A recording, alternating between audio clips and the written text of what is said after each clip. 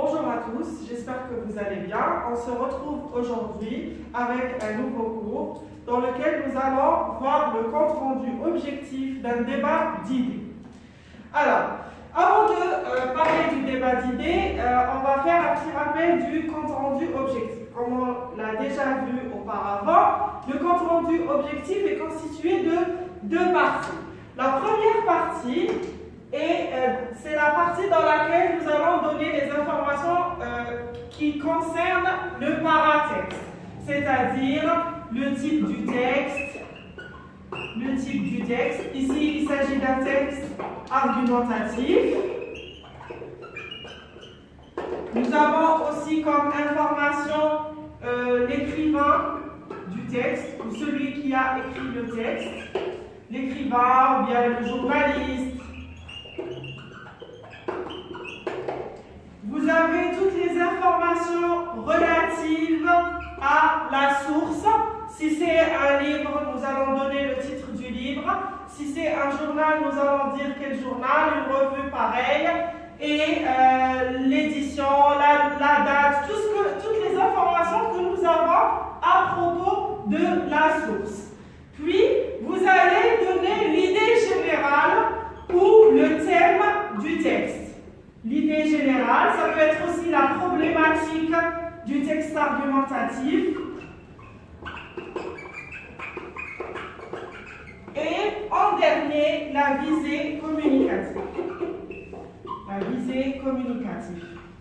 Il faut savoir que, la visée communicative du texte argumentatif est toujours de convaincre le lecteur. Donc, nous allons avoir une visée qui est de convaincre ou de persuader celui qui nous lit.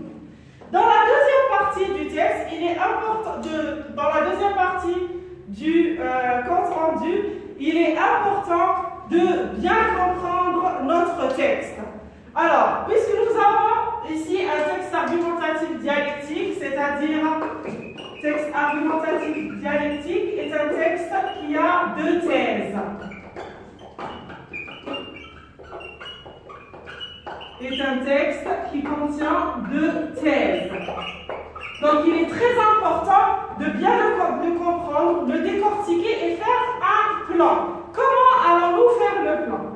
Dans le plan du débat ou du texte argumentatif dialectique, vous avez la première thèse, vous avez une introduction dans laquelle l'auteur va exposer la problématique.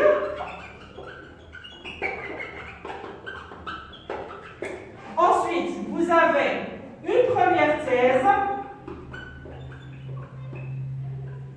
Généralement, c'est la thèse des partisans. Et une antithèse,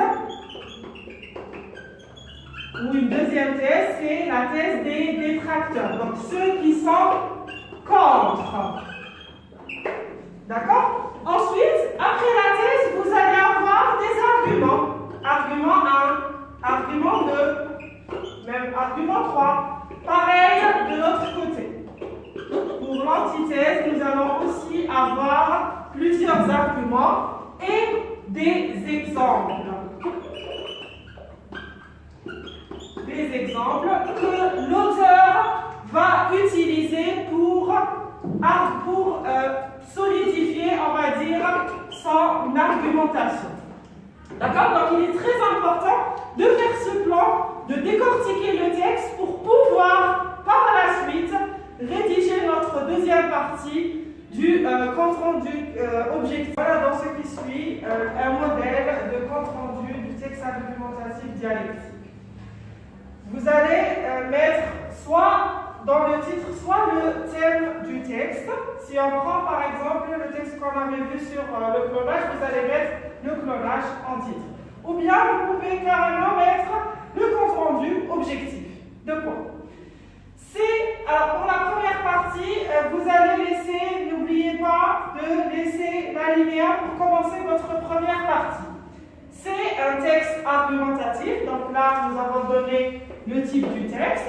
C'est un texte argumentatif intitulé et vous donnez le titre. Si vous n'avez pas de titre, vous sautez cette partie, vous allez directement dire écrit par. Donc c'est un texte argumentatif intitulé, titre du texte, écrit par, et vous donnez le nom de l'auteur, ça peut être un écrivain, ça peut être un journaliste, ça peut être un philosophe, etc. Extrait 2. Extrait 2, ensuite vous allez parler de tout ce que vous avez comme information dans la source. Ça peut être le titre du livre, s'il est extrait du livre, d'un livre, ça peut être le nom d'un journal, le nom d'une revue, d'un magazine, etc. Vous pouvez aussi avoir des informations concernant la date et le lieu de la parution et le nom de l'édition. Ensuite, on va parler de la visée. Dans un objectif de convaincre et de persuader, l'auteur s'adresse au lecteur et évoque, dire de quel thème il s'agit. Vous allez donner l'idée générale du texte ou bien le thème comme thème d'argumentation. Ça, c'est pour ce qui est de la première partie du compte rendu objectif. Ensuite, après avoir fait le plan avec les deux thèses, les arguments, etc., vous allez formuler la deuxième partie du compte rendu.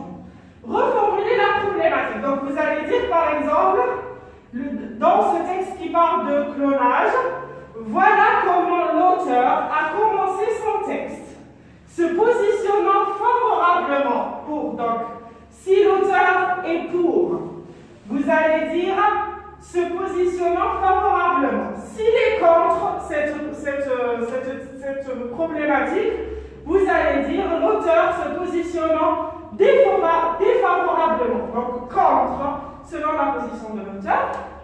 L'auteur évoque l'opposition de deux parties. Donc, comme vous le savez, dans un texte argumentatif dialectique ou dans un débat d'idées, nous avons deux parties qui s'opposent.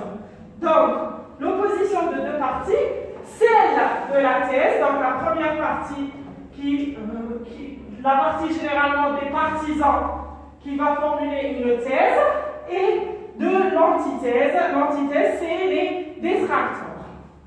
L'auteur affirme que vous allez reformuler le premier argument. Il pense que, et vous allez reformuler le deuxième argument. En effet, ce dernier n'aurait pas d'expliquer que, et vous allez reformuler une explication s'il y en a une. Et à titre d'exemple, vous allez choisir un exemple et le reformuler. Pourtant, il ne manque pas de s'opposer à et vous donner l'antithèse. Et selon ce dernier, reformuler l'argument 1 et il croit que reformuler l'argument 2, se basant sur une argumentation illustrée, l'auteur au final confirme ses dires en mettant en avant la thèse qu'il défend. Dans un débat d'idées, l'auteur, après avoir exposé les deux thèses, à la fin, il donne son point de vue en se basant sur ou en mettant en avant la thèse qu'il défend, soit la thèse, soit l'antithèse. Donc, on va en reparler à la fin du compte rendu objectif. Voilà tout pour aujourd'hui. Si vous avez des questions, n'hésitez pas à les poser. On se revoit très bientôt, Inch'Allah.